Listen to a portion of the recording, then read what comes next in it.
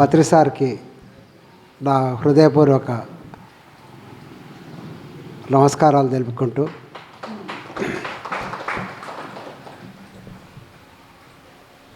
మిత్రులందరికీ నమస్కారాలు.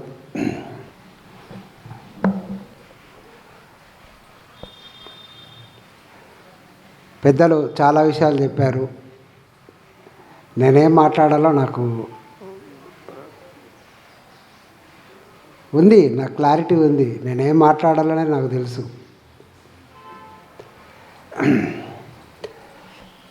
ధ్యానం ద్వారా మనకేమి వస్తుంది చెప్పండి, గట్టిగా గట్టిగా గట్టిగా చెప్పండి. శక్తి వస్తుంది. ఓకే, శక్తి ద్వారా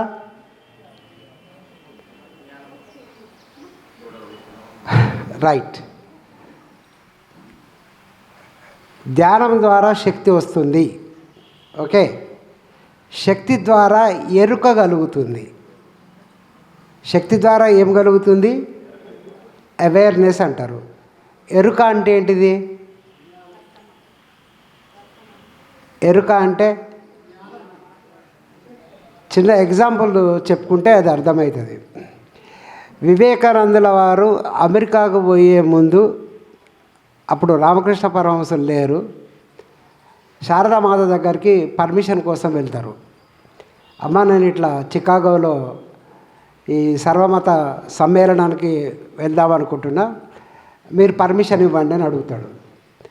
అప్పుడు శారదామాత, నాయన వివేక, అక్కడ కూరగాయలు కోసే కత్తి ఉంది, ఆ కత్తిని ఇవ్వు అంటది. ఏమంటది? మీరు రెస్పాండ్ కావాలి. కూరగాయలు కోసే కత్తి ఇవ్వమంటే వివేకానందుడు కత్తిని ఇస్తాడు.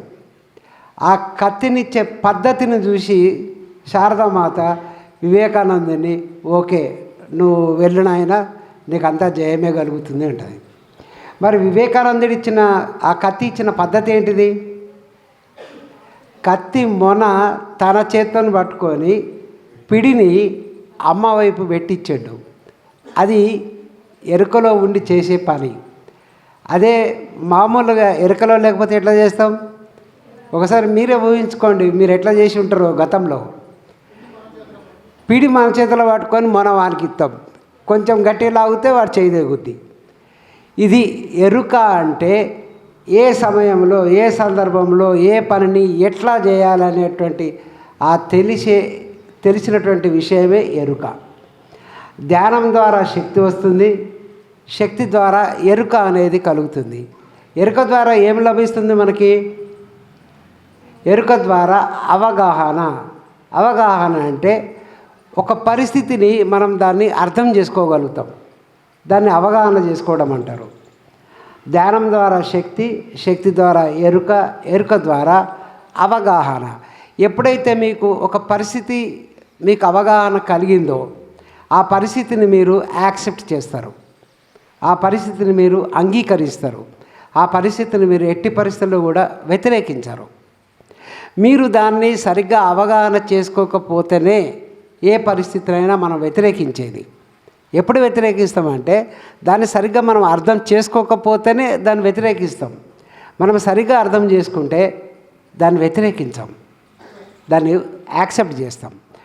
ఎప్పుడైతే యాక్సెప్ట్ చేస్తామో మన లోపలనే ఒక ఇన్నర్ డిసిప్లిన్ అనేది మొదలవుతుంది.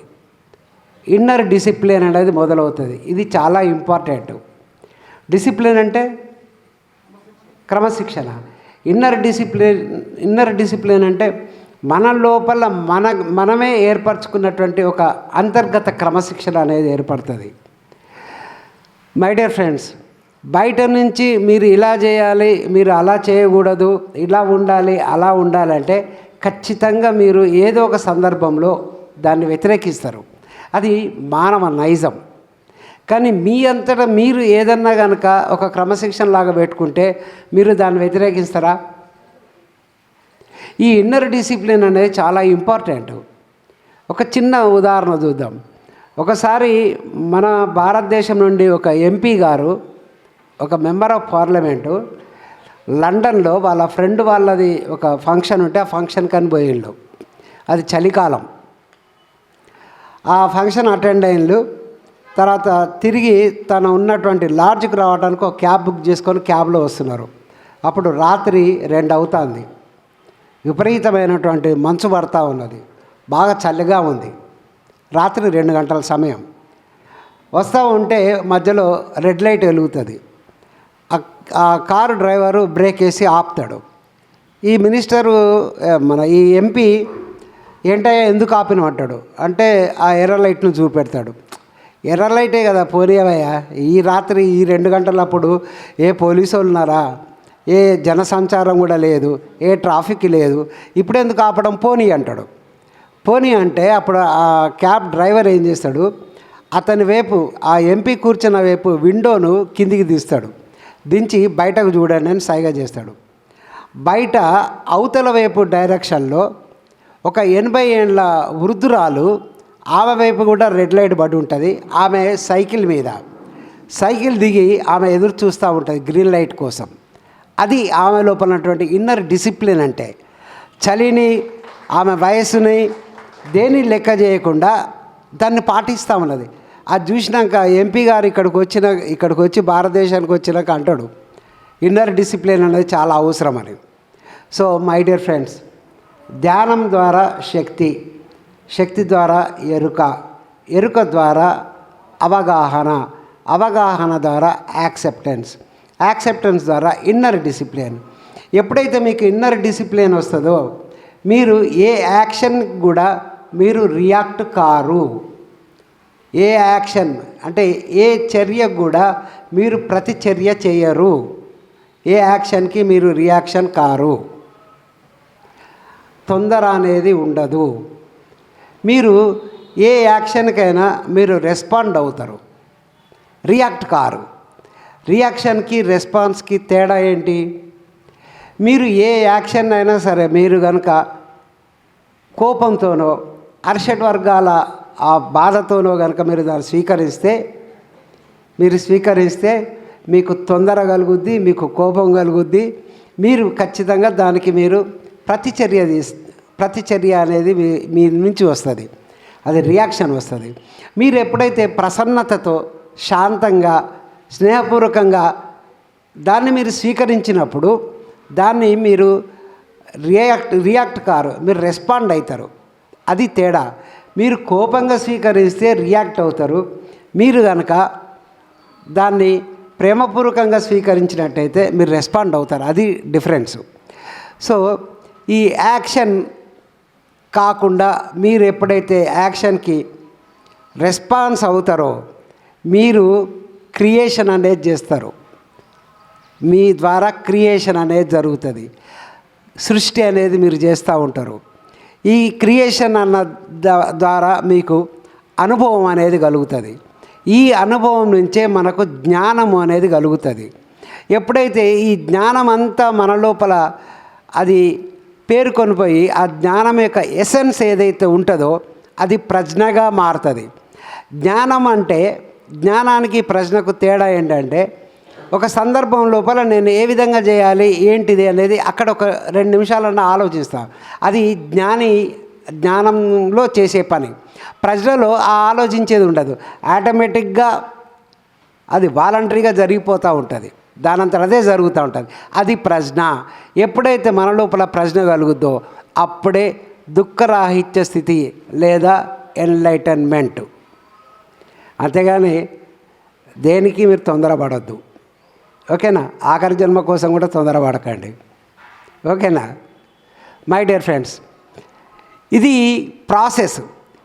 ప్రాసెస్ జరిగేటువంటి ప్రాసెస్. ఓకేనా? మరి ధ్యానం ద్వారా పొందినటువంటి శక్తిని మనం సరిగ్గా వినియోగించుకుంటున్నామా? ఒక్కసారి మనం ఆలోచించుకుందాం. సరిగ్గా వినియోగించుకొని దాన్ని క్రియేషన్ దాకా తీసుకురాగలుగుతున్నామా? ఒక చిన్న ఎగ్జాంపుల్ చెప్తే మీకు అర్థమవుతుంది. ఒకసారి ఒక ఫ్రెండ్ మా ఇంటికి వచ్చాడు. టీ తాగుతావు అంటే తాగుతా అన్నాడు. నేను నా భార్యకు చెప్పిన, అమ్మ టీ పెట్టు, టీ తీసుకురా అని. సరే అని చెప్పి నాకు ఇంట్రెస్ట్, నేను ఎక్కడో కాశ్మీర్లో ఉన్న చాయ్ కప్పులు, ఆ 2 చాయ్ కప్పులలో చాయ్ తీసుకొని వస్తూ ఉన్నది. మధ్యలో చిన్న టీపాయ్ ఉన్నది. ఆ టీపాయి కాలు తగిలి కింద పడ్డది. కింద పడి దాంట్లో 2 కప్పులలో ఒక కప్పు బ్రేక్ అయింది.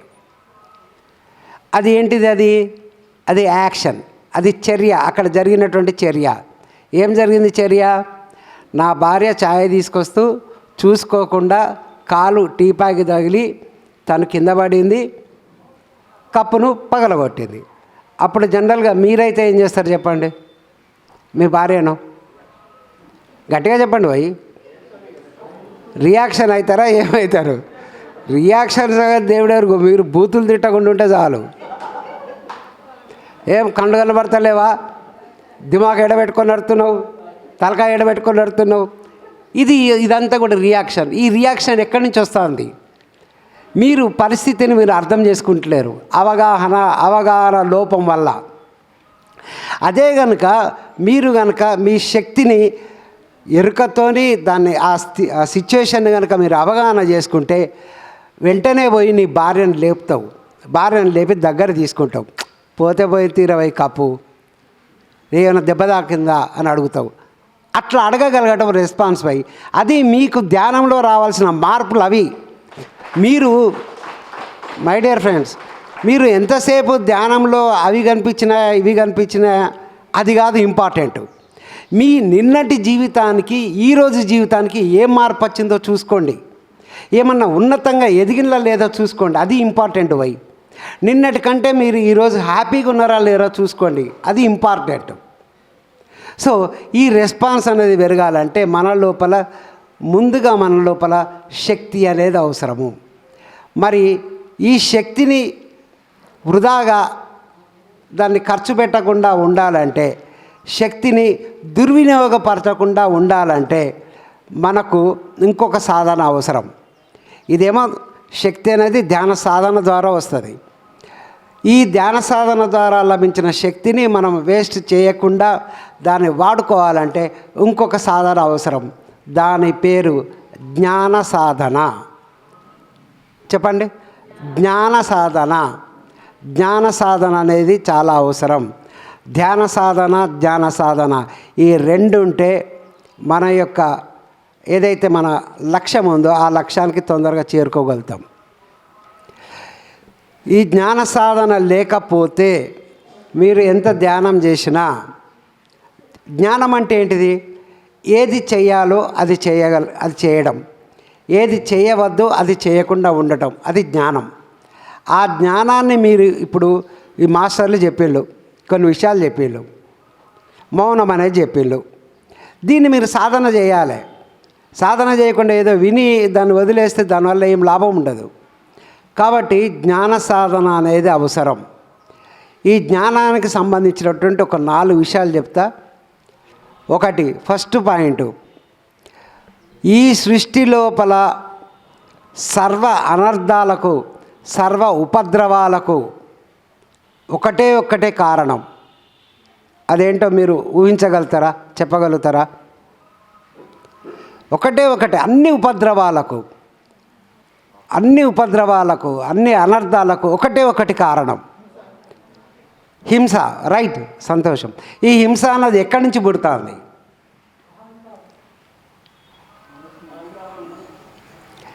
ఓకే మై డియర్ ఫ్రెండ్స్, దీనికన్నిటికీ మూల కారణం ఒకటి. మీరు లోతుల్లో పోవాలి భయ్. ఎప్పుడు కూడా హింస అనగానే ఎప్పుడన్నా అది హింస గురించి మాట్లాడు, లోతుల్లోకి పోయి చూడాలి మీరు ప్రతి విషయాన్ని. ఒకటి కారణం, నేను వేరే మీరు వేరే, ఈ భావన ఒక్కటే సర్వ అనర్థాలకు, సర్వ ఉపద్రవాలకు కారణం.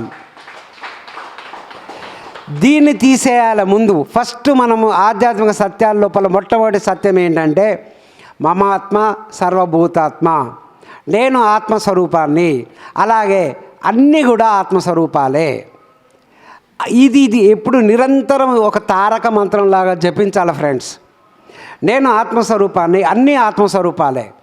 మనుషులు, చెట్లు, పుట్టలు, నీళ్లు, గుట్టలు, చీమలు అన్నీ కూడా ఆత్మస్వరూపాలన్న ధ్యానం కనుక మనం దాన్ని ఎప్పుడు రిపీట్ చేస్తూ ఉంటే మనము దేని పట్ల కూడా ఇది నేను కాదు, ఇది వేరే అన్న భావన లేకపోతే దాని పట్ల మనము హింస అనేది ఉండదు.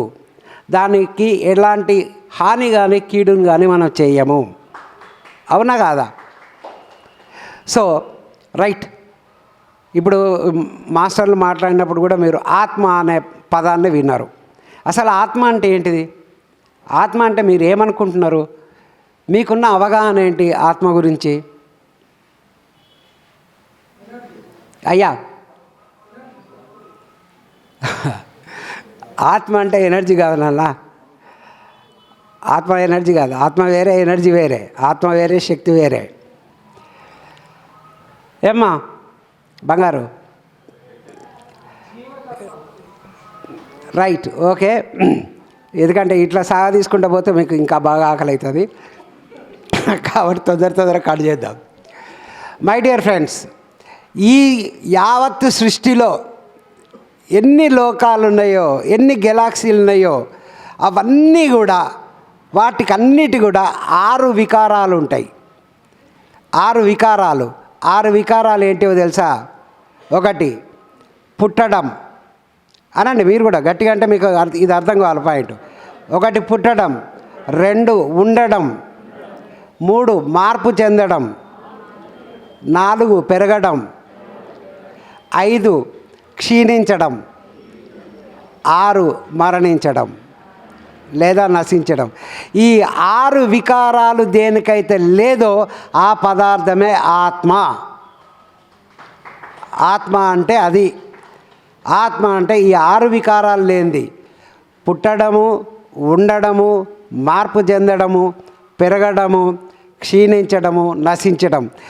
సాంఖ్యయోగంలో, భగవద్గీత సాంఖ్యయోగంలో మొట్టమొదటి కృష్ణుడు నోరిప్పి చెప్పింది 11వ శ్లోకం నుంచి చెప్పడం మొదలు పెడతాడు. 11వ శ్లోకం నుంచి ఇవన్నీ కూడా ఒక క్రమ పద్ధతిలో, ఒక వరుస క్రమంలో చెప్తాడు. పుట్టడము, ఉండడము, మార్పు చెందడము. మార్పు చెందడం అంటే మీకు దాంట్లో ఉంటుంది కౌమారం, యవ్వనం, జర. ఈ శ్లోకంలో ఉంటుంది. మీరు ఒకసారి భగవద్గీత చదివితే మీకు క్లియర్గా అర్థమవుతుంది. సో ఈ 6 వికారాలు దేనికైతే లేదో అది ఆత్మపై. ఓకేనా? తర్వాత రెండవది, మీరు బాగా గుర్తుపెట్టుకోవాల్సిన విషయం, ఎవరు ఎవరిని ఉద్ధరించరు. ఎవరు ఎవరిని ఉద్ధరించరు. తలకాయ ఊపుతూ ఉంటారు చెప్పినప్పుడల్లా, కానీ మళ్ళా ఎవరో ఒకరి సంకర వచ్చే ప్రయత్నమే చేస్తూ ఉంటారు. అదే నాకు చాలా బాధ కలిగించే విషయం. మీరు ఇండిపెండెంట్గా ఉండండి. మీరు స్వతంత్రులు, మీరు సర్వస్వతంత్రులు.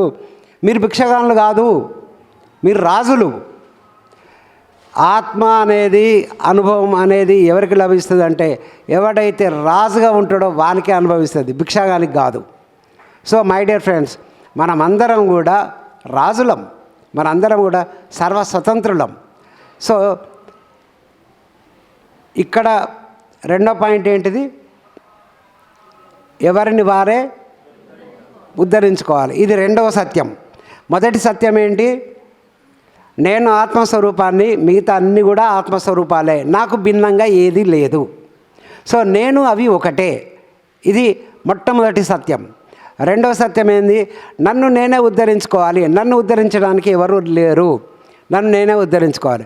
మూడో సత్యం ఏంటిది? నేను ఏది చేస్తే అదే నాకు 10ంతలుగా తిరిగి వస్తుంది. దా సూత్రం పేరు విశ్వం ఒక ప్రతిధ్వని.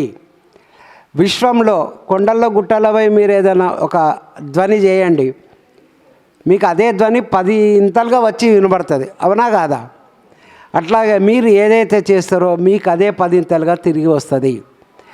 ఈ 3 సూత్రాలు ఇంకా చాలా ఉన్నాయి. ప్రస్తుతానికైతే నేను ఆత్మస్వరూపాన్ని, అన్ని ఆత్మస్వరూపాలే, నన్ను నేనే ఉద్ధరించుకోవాలి, నా దీపాన్ని నేనే వెలిగించుకోవాలి. మూడోది ఏంటిది? నేను ఏది చేస్తే ఇది 3వ సూత్రము కర్మ సిద్ధాంతానికి సంబంధించింది. 3వ సూత్రాన్ని కనుక మీరు సరిగ్గా అర్థం చేసుకుంటే మీరు సరి అయిన కర్మల్నే చేస్తారు. ఎందుకంటే నేను ఏది చేస్తే అదే నాకు తిరిగి వస్తుందని తెలిసినాక నేను మీకు హాని చేయగలుగుతానా? చేయలేను కదా. ఎందుకంటే దాన్ని మళ్ళీ తిరిగి నేను అనుభవించాలి కదా. కాబట్టి అది కర్మ సిద్ధాంతానికి సంబంధించింది. ఇట్లా కొన్ని జ్ఞానానికి సంబంధించినటువంటి మీరు తెలుసుకొని వాటిని కనుక మీరు పాటించినట్టయితే మీకు ఈ శక్తి అనేది డబుల్ త్రిబుల్ అవుతుంది మాస్టర్స్, డబుల్ త్రిబుల్ అవుతుంది. మీరు శక్తిని ఎప్పుడు కూడా వృధాగా ఖర్చు పెట్టద్దు, మీరు దాన్ని పెంపొందించుకోవాలి. పెంపొందించుకున్నప్పుడు మీరు క్రియేషన్లో ఉంటారు. మీరు క్రియేషన్లో ఉన్నప్పుడు మీకు అనుభవం ద్వారా జ్ఞానం ద్వారా ప్రజ్ఞ ద్వారా ఎన్లైటన్మెంట్ లేదా దుఃఖరాహిత స్థితి, ఇవి మనం పొందడానికి అవకాశం ఉంటుంది. ఇంకొక చిన్న సాధన చెప్తా నేను, నా క్లాసులో ఫస్ట్ చెప్పేది అది. మీరు మీ కుటుంబ సభ్యులతో చేయండి, బయట వాళ్ళతో చేయటం చాలా ఈజీ. ఇప్పుడు నాగేశ్వరరావు గారు కనిపించిన అనుకోండి, ఆహా చాలా బాగున్నారా, నేను నవ్వుతూ మాట్లాడతా, వారు మాట్లాడుతాను, నేను చిరునవ్వుతో వింటా. కానీ నా భార్య నా పిల్లలు మాట్లాడేటప్పుడు నేను చిరునవ్వుతో వినగలుగుతాను. ఇది మీరు బాగా ప్రాక్టీస్ చేయాలి. ఫస్ట్ మీరు నవ్వుకుంటూ మీ భార్య పిల్లలతో మీరు మాట్లాడండి. మీరు వాళ్ళు మాట్లాడేటప్పుడు మీరు చిరునవ్వుతో వినండి. నీ భార్య నీకు ఛాయ్ తీసుకొచ్చి కృతజ్ఞత చెప్పగలుగుతావు నువ్వు? నీకు అంత ధైర్యం దమ్ము ఉందా? ఎందుకు ఉండదంటే మన అహంకారం అనేది అడ్డం వస్తుంది. నా భార్యకు నేను థ్యాంక్స్ చెప్పలేదు సార్, మీరు అన్ని కొత్త చెప్తారు ఏంది? ముందు ఇవి బాగా ప్రాక్టీస్ చేయండి. నవ్వుతూ మాట్లాడండి, చిరునవ్వుతో వినండి, కృతజ్ఞతతో స్వీకరించండి, ప్రేమాకరణతో పంచండి. ఇవి 4 చేత చాలయ్యా. నీ లోపల అహంకారం అనేది ఏమైనా ఉంటే, కొంచెం గొప్ప ఉంటే అది పోతుంది. ఈ 4 చేయండి, ఓకేనా? మళ్ళీ ఒకసారి నాతో పాటు చెప్పండి. నవ్వుతూ మాట్లాడడం, చిరునవ్వుతో వినడం, కృతజ్ఞతతో స్వీకరించడం, ప్రేమాకరణలతో పంచడం. ఈ ప్రేమ అనే పదాన్ని కూడా ఎంత భ్రష్టు పట్టించాలో అంత భ్రష్టు పట్టించేసిళ్ళు. ప్రేమ అనే పదాన్ని ఎంత భ్రష్టు పట్టించాలో అంత భ్రష్టు పట్టించారు. ప్రేమ అంటే ఏంటిది? ప్రేమ అంటే ఏంటిది? ఆ ప్రేమ అనేది దాని యొక్క అర్థం తెలిస్తే లవ్, అన్కండిషనల్ లవ్, ఇవి చాలా బాగుంటాయి. ఈ పద ఆడంబరాలు చాలా బాగుంటాయి. ఫస్ట్ మీరు లోతుల్లో పోయి దాని అర్థం తెలుసుకోండి. దాని అర్థం తెలుసుకున్నాకనే ఆ ప్రేమ అనే పదాన్ని వాడండి. పోయి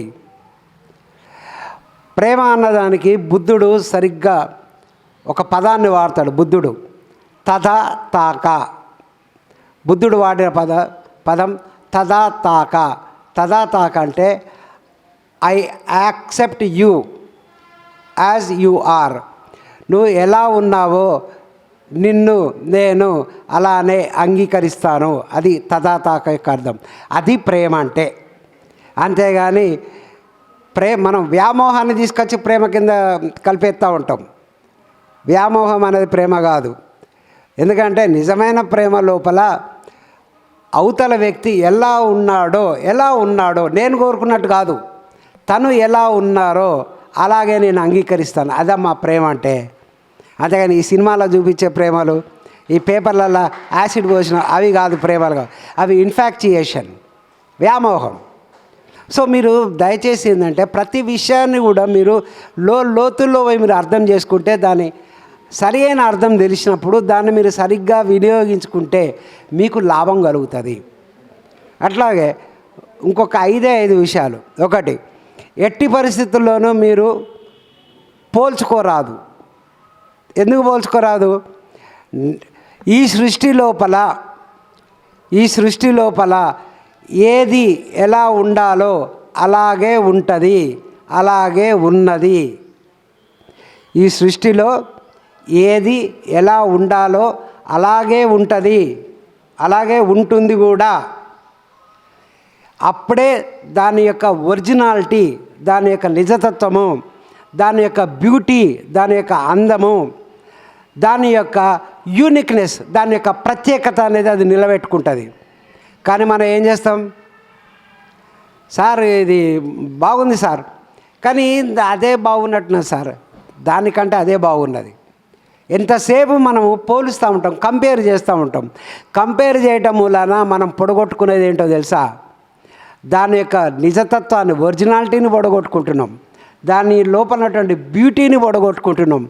దాని యొక్క ప్రత్యేకతను, యూనిక్నెస్ను మనం గుర్తుపట్టలేకపోతున్నాం. ఒక్కసారి మురళీబాయి కూడా ఉన్నాడు, శ్రీలంక పోయినాం. శ్రీలంక పోయి వస్తూ ఉంటే మధ్యలో ఒక పెద్ద చెరువు ఉంది, చెరువులో పెద్ద గుట్ట ఉంది. ఆ గుట్ట కొంచెం దూరం నుంచి త్రిభుజాకారంగా కనబడుతుంది. పత్రి సారు ముందు సీట్లో కూర్చున్నారు, నేను సార్ వెనకాల సీట్లో కూర్చున్నా. ఇంతలో ఒక మేడం వెనకాల సీట్లోంచి పరిగెత్తుకొని ముందుకు వచ్చింది. సార్ సార్ అద్భుతం సార్, చూడండి సార్, ఆ చెరువులో నేచురల్ కట్టిన పిరమిడ్, ఆహా పిరమిడ్ ఎంత బాగుందో చూడండి సార్, ఆ పిరమిడ్కి ఇట్లా వెంటిలేటర్లు కూడా ఉన్నాయి. పాపం చాలా ఉత్సాహంతో చెప్తా ఉన్నది. పత్రి సారు ఆమె ముఖం చూసి నవ్విండు.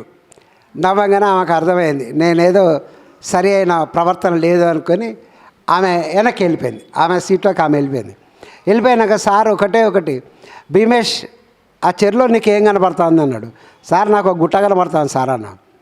అనగానే సారు నువ్వు ఇదే మెయింటైన్ చేయి, ఉన్నదాన్ని ఉన్నట్టుగా చూడడం నేర్చుకో, ఉన్నదాన్ని ఉన్నట్టుగా చూడడం నేర్చుకో. అది నాకు సార్ దగ్గర నుంచి నేను నేర్చుకున్న విషయం. మీరు దయచేసి ఉన్నదాన్ని ఉన్నట్టుగా చూడండి భయ్, పోల్చకండి భయ్. నీ కొడుకు ఎట్లా ఉన్నాడో అట్లాగా చూడు, నీ బిడ్డ ఎట్లాగా ఉందో అట్లాగా చూడు. పక్క పిల్లలతో ఎందుకు పోలుస్తావయ్యా? ఎందుకు పోలుస్తారు మీరు? ఈ పోల్చడం అనేది మహారోగం, అది ద్వంద్వం. దయచేసి పోల్చడం అనేది వద్దు. పోల్చడం అనేది కూడా అది పాస్ట్, అంటే గతానికి సంబంధించింది. పోటీ పడడం అనేది భవిష్యత్తుకు సంబంధించింది. పోల్చుకోవద్దు, పోటీ పడవద్దు, ఫిర్యాదులు చేయవద్దు, నిందారోపణలు చేయవద్దు, జడ్జిమెంట్లు చేయవద్దు. ఇవి కనుక మీరు పాటిస్తే మీ లోపల శక్తి డబల్ త్రిబల్ అవుతుంది. మీరు ఎక్కడ కూడా అంటే ప్రతి చోట కూడా మీరు సరి అయినటువంటి విధానం లోపలే ఉంటారు. సో ఇది జ్ఞాన సాధన అంటే. ఇప్పుడు విన్నాం, పోల్చొద్దు, కంపేర్ చేయొద్దు అనేది విన్నాక మీరు ఇంటికి పోయిన తర్వాత మీరు ఏం చేస్తున్నారో మీరు గమనించండి. జ్ఞాన సాధన అంటే అది. పోల్చొద్దు, పోటీ పడొద్దు అనేది విన్నాం. ఇది మీరు ఎంతవరకు సాధన చేస్తున్నారు అనేది గమనించండి. మీ మనసు ఎంతసేపు పోల్చమంటుంది. మన మనసు ఎప్పుడు ఎంతసేపు పోల్చు అంటుంది. ఈ పోల్చడం అనేది అది పెద్ద రోగం. దయచేసి ఈ పోల్చుకోవడం, ఈ ఫిర్యాదులు చేయడం, అర్థమైందా? ఇతరుల విషయాల్లో జోక్యం చేసుకోవడం అన్నది ఒక చిన్న నా యొక్క అనుభవం చెప్పి నేను క్లోజ్ చేస్తాను. ఒకసారి నేను బాత్రూంలో స్నానం చేద్దామని బాత్రూంలో పోయినా, సిద్దిపేటలో. ఒక రంగురంగుల పురుగు, ఎన్ని కలర్స్ ఉన్నాయంటే, చిన్న పురుగు, చాలా చిన్న పురుగు, ఎన్ని కలర్స్ ఉన్నాయంటే అన్ని కలర్స్ ఉన్నాయి. నేను దాన్ని చూడకుండా గబాల్న మగ్గుతోని నీళ్లు కింద పోసేసరికి ఆ పురుగు ఆ నీళ్ళ ఆ వేగానికి అది వెల్లకిల్ల పడి అది కాళ్ళు కొట్టుకుంటా ఉన్నది. అయ్యో ఇది వెల్లకిల్లా పడ్డది కదా, సరే దీన్ని ఎట్లయినా మళ్ళా బోర్లా పడేస్తే దీని దారిన అది పోతుంది అని చెప్పి నేను బాత్రూంలో చీపురు ఉంటాయి కదా, చీపురు పుల్ల తీసి దాన్ని కాళ్ళ దగ్గర ఇట్లా పెట్టడానికి ప్రయత్నం చేసిన. అప్పుడు నేను చాలా స్పష్టంగా విన్నా. భీమన్న అంటారు నన్ను అందరూ, మా మిత్రులందరూ కూడా భీమన్న అంటారు. భీమన్న, నువ్వు నా విషయంలో జోక్యం చేసుకోకు. ఆ పురుగు నాతో అన్న విషయం నువ్వు అనవసరంగా జోక్యం చేసుకుంటున్నావు. నువ్వు ఏదో నాకు సాయం చేద్దామనేది నీకు ఇంటెన్షన్ ఉన్నది, నీ ఉద్దేశం ఏంది, నాకు సాయం చేయాలని ఉన్నది. కానీ నువ్వు కొంచెం గట్టిగా ఒత్తితే నా కాళ్ళు చేతులు ఉరుగుతాయి. నన్ను ఇది జరిగింది, దీని నుంచి నేను ఎట్లా బయటపడతా అన్నది నేను నా అనుభవం ద్వారా నన్ను బయటపడిని. దయచేసి నువ్వు నా దాంట్లో జోక్యం చేసుకోవద్దు అన్నది. అంటే అన్ని బంధమ్మ దాన్నే చూసుకుంటా కూర్చున్నా. ఎప్పుడైతే ఈ నీళ్లు ఆ ఒడ్డుకు దాకి గట్టు ఉంటాయి కదా, బాత్రూమ్ గోడలు ఉంటాయి కదా, గోడలు దాకి మళ్ళీ ఇటు వచ్చినప్పుడు ఆ నీటి వేగంతో పాటు ఆ పురుగు ఈ బాత్రూమ్కి ఉంటుంది కదా, మనం ఇది స్నానం చేసేది గట్టులాగా, దానికి తాకి అది మళ్ళీ అది బోర్లా పడగానే నా కండు ఇట్లా చూసిన కథ మాయమైపోయింది. ఓర్ నాయను. అప్పటి నుంచి నా కొడుకు అడుగుతాడు, నా బిడ్డ అడుగుతుంది, మీరు చూసుకోండి అమ్మా, నేను జోక్యం చేసుకోను. ఎప్పుడు జోక్యం చేసుకోవాలి తెలుసా? వాళ్ళ ద్వారా వాళ్ళ అనుభవం సరిపోకపోతే అప్పుడు నువ్వు ఏదైనా సూచన సలహా ఇవ్వడం వరకే జోక్యం. అంతేగాని నువ్వు ఇట్లా చేయి అట్లా చేయి, నువ్వు ఎప్పుడైతే ఇట్లా చేయి అట్లా చేయని ఫోర్స్ చేస్తావో అది హింస అవుతుంది, అది హింస అవుతుంది. ఇప్పుడు విన్నటువంటి విషయాలు ఈ జ్ఞాన సాధనకు సంబంధించిన చేయండి. ధ్యానం ద్వారా శక్తిని పొందుతాం. ఈ శక్తి ద్వారా మనము ఈ జ్ఞాన సాధన ద్వారా శక్తి వృధా కాకుండా అవుతుంది. తర్వాత మెడిటేషన్, ధ్యానం అనేది ఇంపార్టెంటు. ధ్యానం అనేది మనకు లిమిటెడ్ టైమే ఉంటుంది. ప్రొద్దున 1 గంట, రాత్రి 1 గంట చేస్తాం. మరి మిగతా సమయాలలో ఏం చేయాలి? దయచేసి మీరు మైండ్ఫుల్నెస్తో ఉండాలి. ఏ పని చేస్తే ఆ పని యందు శ్రద్ధతో చేయాలి. దాన్ని మైండ్ఫుల్నెస్ అంటారు. తర్వాత అట్లీస్ట్ వారానికి ఒకసారి మౌనం. ఈ 3 ఎమ్లు గుర్తుపెట్టుకోండి. 3 ఎమ్లు. 1 ఎం మెడిటేషన్, 2 ఎం మైండ్ఫుల్నెస్, 3 ఎం మౌన. ఇవి చాలా చాలా అవసరం. తర్వాత నేను గత 16-17 సంవత్సరాల నుంచి నేను ఫాలో అయ్యేది సదానంద యోగి గారు చెప్పినటువంటి సూక్తులు. ఆ సూక్తులు నేను వాటినే పాటిస్తాను. సదానంద యోగులు గారు చెప్పింది. సదానంద యోగులు గారు తెలుసు కదా మీకు? ఎవరి గురువు?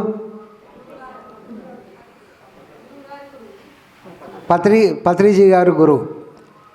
సదానంద యోగి గారు కోరి దేన్ని సాధించరాదు, కోరి దేన్ని సాధించరాదు, కోరకుండా వస్తే కాదనరాదు. చాలా అద్భుతమైనవి, నాకు ఎంతో లాభం చేకూర్చినాయి. నాకు అంతకుముందు బాగుంటుండే ఈ థర్డ్ అట, కుండలిని అట, ఆవాట ఇవాటను బాగా వెంపర్లాడేది, బాగా పరిగెత్తేది. అది విన్న తర్వాత నాకు అర్థమైంది ఏది ఏ సమయంలో ఏ సందర్భంలో ఏ క్రమంలో రావాలో వాటంతట అవే వస్తాయి. మనం ఉరుకులాడి దానెంబడబడి మనం ఏది ఉన్న స్థితిని పొడగొట్టుకోవద్దు. సో కోరి దేన్ని సాధించరాదు, కోరకుండా వచ్చింది కాదనరాదు, వస్తుంటే వస్తుందని సంబరపడరాదు, పోతుంటే పోతుందని బాధపడరాదు. నా హృష్యతి నా దేష్టితి నా శోచతి నా కాంక్షతి శుభాశుభ పరిత్యాగి భక్తిమాన్ సమే ప్రియ. Thank you friends.